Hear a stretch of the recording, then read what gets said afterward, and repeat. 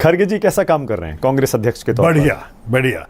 ये मेरे ख्याल में खरगे जी की भी बहुत बड़ी विजय है इसमें कि जब नड्डा साहब ने कहा देखिए ये लोग बहुत बुरी तरह से हारने वाला है और लोग खरगे जी को स्केपगोट बनाएंगे, उनको सारी जिम्मेदारी उसके सिर पे लगाएंगे। आपको याद है Yes. नड्डा जी ने ऐसे कहा।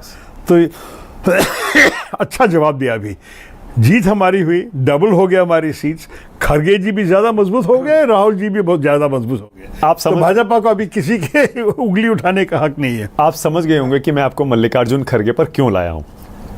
मैं ये पूछना चाह रहा हूं कि जब से आप वो कांग्रेस प्रेसिडेंट का इलेक्शन हारे और खरगे जी जीते, 2 साल पुरानी बात है। हाँ, उसके बाद से क्या आपको पार्टी में पूरी तरह से पुरानी पोजीशन आपकी मिल गई है? देखिए और क्या वो गुजरा जमाना हो गया है, सब चीजें नॉर्मल हैं अब एकदम? हाँ, नॉर्मल तो है। मैं तो खरगे साहब और राहुल जी के साथ संपर्क में हूँ। मैं तो कांग्रेस वर्किंग कमेटी का अंग भी बना हूँ, जो मैं था नहीं पहले। तो मेरे कोई शिकायत नहीं। वैसे पार्टी, देखिए राजनीतिक आइडियोलॉजिकल विषय भी होते हैं। मतलब आपके जो विश्वास है, आपका जो सोच है, आपका जो विचारधारा है, अगर वो एक पार्टी के साथ सहमत है तो बाकी सारे तो सिर्फ डिटेल्स होते हैं। मतलब मैं तो कितने किताबें लिखे आप जानते हैं, 40 साल से लिख रहा हूँ। मेरा जो विचारधारा है दुनिया के बारे में, भारत के बारे में, ये तो स्पष्ट है। मैं तो इस पे कंसिस्टेंट रहा हूं और रहेंगे। अगर कल कांग्रेस पार्टी ने मुझे बाहर कर दिया, मेरा विचारधारा तो बदलेगा नहीं। आप समझ रहे हैं ना? तो इसलिए मैं कांग्रेस पार्टी में हूं क्योंकि मैं इस किस्म का सोच से आगे बढ़ना चाहता हूं हमारे देश को। मैं भारत के लिए ही वापस आया हूं विदेश से।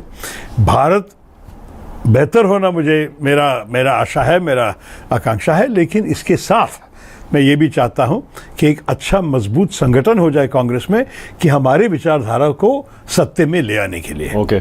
तो मतलब आप ये कह रहे हैं कि अगर दोबारा मौका मिले तो आप फिर से वो अध्यक्ष पद का चुनाव लड़ सकते हैं? क्योंकि अभी तो वैकेंसी है ही नहीं, तो बात करने में कोई फायदा। मैं सिर्फ ये कहना चाहता था कि मेरे कभी भी कांग्रेस पार्टी की विचारधारा के खिलाफ नहीं बोला मैंने सिर्फ ये बोला कि संगठन को मजबूत करने के लिए मेरा कुछ आइडिया जो G20 ने कहा था, जो G20 ने कहा। सो G20 में जो कुछ भी हुआ वो अच्छा हुआ पार्टी के लिए एक तरह से।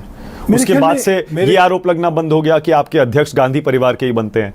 खरगे जी आ गए, आपने चुनाव लड़ा, बाकायदा चुनाव हुआ। लेकिन देखिए, पार्टी के जो रिजुविनेशन हो चुके हैं 2 साल में, ये तो उसके पहले हुआ नहीं था जब मैं लड़ा।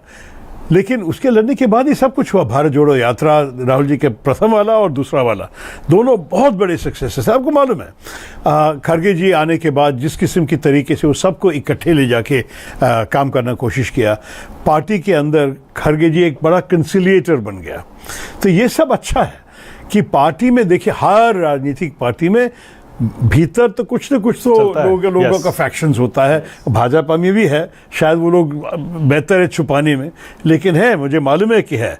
और मेरी पार्टी में भी है, और सीपीएम में भी है, और सारे पार्टीज में होते हैं यार।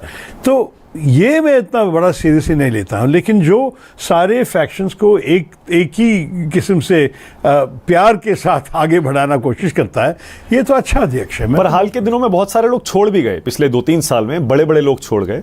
G20 से जो शुरू हुआ था वो सिलसिला रुका नहीं है। कई स्पोक्स पर्सन छोड़ गए, फॉर्मर सीएम छोड़ गए। G20 के खिलाफ थे भाई, मेरे खिलाफ थे ये लोग। जब मैं लड़ा, ये लोग जो अभी निकल गए हमारी पार्टी से, ये लोग तो खरगे साहब के लिए और मेरे खिलाफ बोल रहे थे। तो मैं उनका नाम नहीं उठाना चाहता। क्या उन सबको वापस आ जाना चाहिए? हर इंसान को अपने ही कारण होते हैं, मैं तो उसको सीरियसली नहीं लेता हूं।